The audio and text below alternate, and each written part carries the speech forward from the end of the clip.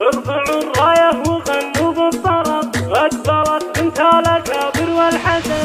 ارفعوا الراية وغنوا بالطرب، أكبرت أم فهد بنت الحسب. يا شموخ الطيب يا عز النسب، كملك ربي ولله الكمال، كملك ربي ولله الكمال. بنت شيخ للمراد بارتقاء، بالوفا والطيب وعلوم النقاء. شيخ علم من مطاني خلقا، تشهد الوقفات لقروم الرجال، تشهد الوقفات لقروم الرجال. ليلة الافراح وفت بالوعود، واحتفت بنت الاصايل والجدود. انثروا في دربها طيب ورود، تستحق الطيب وافية الخصال، تستحق الطيب وافية الخصال. شيلوا الشيله بعذبة اللحن، انزل الميدان يا ست الحسن. كل من حالك لزينك وقفن، يا رهيف القديس هاك الدلال، يا رهيف القديس هاك الدلال. العبي والليلة هذا ليلنا، من حضر في هذه الليلة لأجلنا.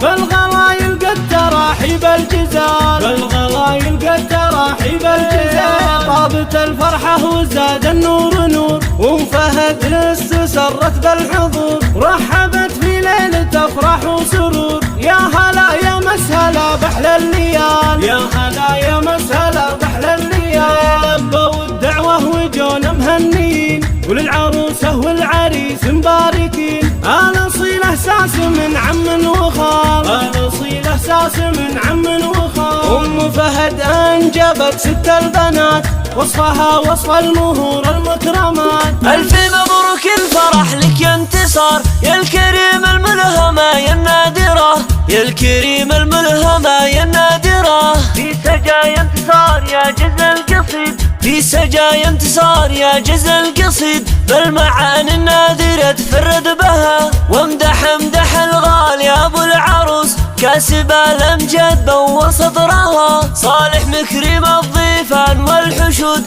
دلته ما يوم ينعس جمرها، والعريس عادل عنوان الفخر.